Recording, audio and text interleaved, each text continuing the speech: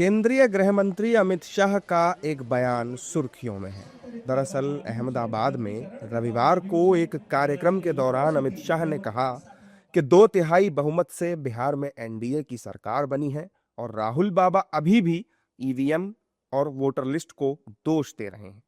ना तो ईवीएम खराब है और ना ही मतदाता सूची में कोई गड़बड़ी है। देश की जनता न कांग्रेस को और न उसके साथी दलों को स्वीकार करती है। उसी का यह नतीजा है। अमित शाह का यह बयान अब सुर्खियों में है। विपक्ष के नेता उनके इस बयान को लेकर हमलावर हैं। नहीं, देखिए, ऐसा है कि वोट चोरी का मामला भी पूरे देश में बहुत ज़ोर शोर से चल रहा है। बहुत सारी अनियमितताएं बरती गई हैं।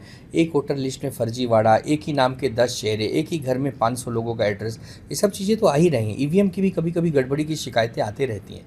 तो ऐसा नहीं है कि पूरी तरह पारदर्शी है, होना चाहिए। देखिए, हम इसमें कोई राजनीति नहीं करना चाहते हैं। जहाँ बीजेपी जीतती है वहाँ भी होना चाहिए, जहाँ महाविकास आघाड़ी जीतती है वहाँ भी होना चाहिए। दोनों जगह की जांच होनी चाहिए। अगर कुछ गड़बड़ी है तो उसको दुरुस्त करना चाहिए। विपक्ष का एक काम है कि आपकी गलतियां, आपकी कुनीतियों को जनता के सामने लाए और आप उसकी समीक्षा करके उसको ठीक करें, न कि विपक्ष को ईडी और सीबीआई के दबाव में जेल में डाल दें। तो ये तो ऐसे फिर लोकतंत्र अजर अमर कभी हो ही नहीं पाएगा। जबकि एनडीए के नेता अमित शाह के इस बयान को सही ठहरा रहे हैं और विपक्षी नेताओं को खरी खोटी सुना रहे हैं। विपक्ष को आत्ममंथन करना चाहिए। लगातार चुनाव हार रहे प्रतिपक्ष को ये समझना होगा कि जनता एक अस्थायी, लोकप्रिय, विश्वसनीय सरकार चाहती है। खोखले वायदे, आसमानी वायदे, जमीन पर जो उतारा ही नहीं जा सके, वैसे वायदों के बल पर आप लोगों को बरगला नहीं सकते हैं।